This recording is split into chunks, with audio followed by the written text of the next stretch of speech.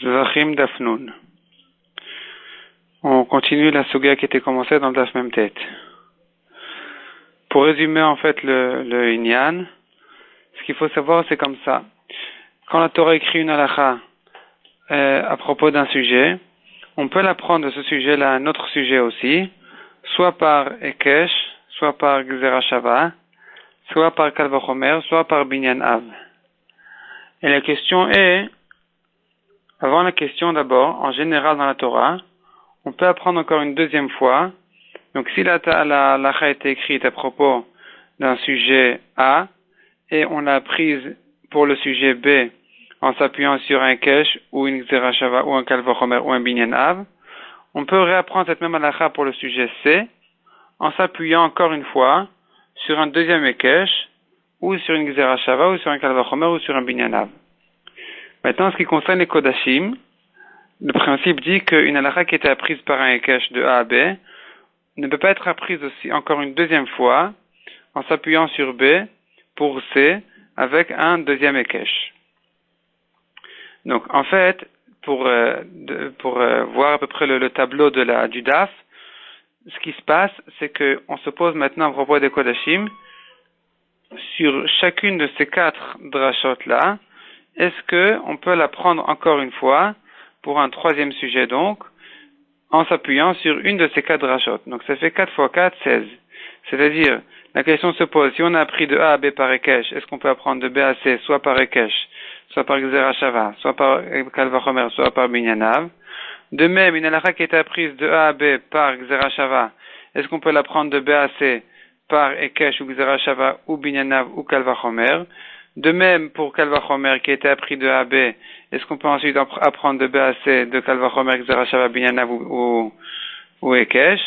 Et de même pour Binyan Av, qui a été appris donc de A à B, est-ce qu'on peut apprendre ensuite pour C en s'appuyant sur un deuxième Ekesh ou Gzera Shava ou Kal Vachomer ou Binyan Av? Donc ici la Gemara en fait, elle passe toutes ces questions une après l'autre.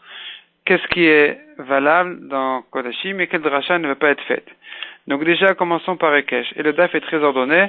La Gemara, elle commence d'abord par Ekesh, un premier Ekesh, donc de A à B. Est-ce qu'on peut ensuite apprendre de B à C? Par Ekesh, réponse, non. Par Gzera Shava, non plus. Par Kal Vachomer, oui. Et par Binyan Av, ça reste en Safek. La Gemara a essayé de résoudre ce Safek, mais elle a repoussé la preuve. Deuxième sujet. Une halakha qui était apprise de A à B dans Kodashim en s'appuyant sur une Gzera Shava, est-ce qu'on peut l'apprendre de B à C par Ekesh? La Gemara ramène là-dessus une machloket. Et en fait, la machloket, le fond de la machloket, c'est de savoir est-ce que si le sujet A ne concerne pas des Kodashim, mais des Choulin, et le sujet B et C concerne des Kodashim, est-ce que ça ressemble au cas classique est-ce que ça rentre dans les principes des Kodashim, oui ou non? Puisqu'on a trouvé déjà qu'on peut apprendre effectivement de A à B en Gzera Shava et de B à C en Ekesh si A est un sujet de Choulin. Comme dans notre cas ici, la Gemara ramène l'exemple du Maaser Sheni, qui concerne donc des Choulin.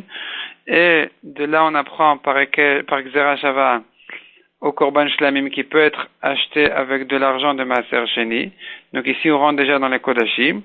Et ensuite, la question se pose pour le Korban Toda, donc un troisième sujet. Et lui, il a pris par Ekesh entre Toda et Shlamim.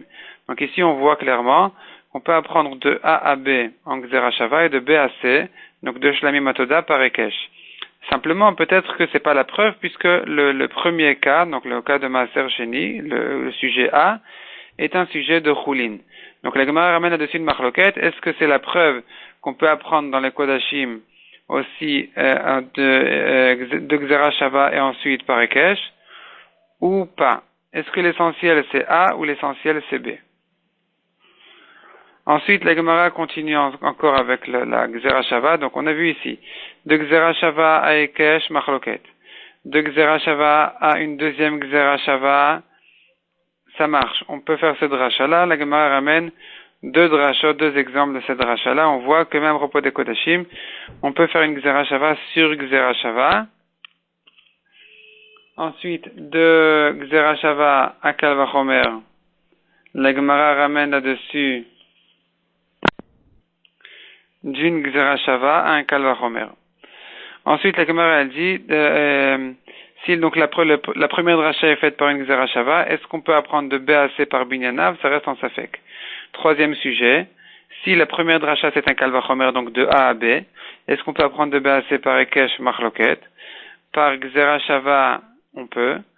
Par Kalvachomer, on peut aussi. Donc ici, c'est un Kalvachomer qui s'appuie sur un Kalvachomer. Et ça marche aussi.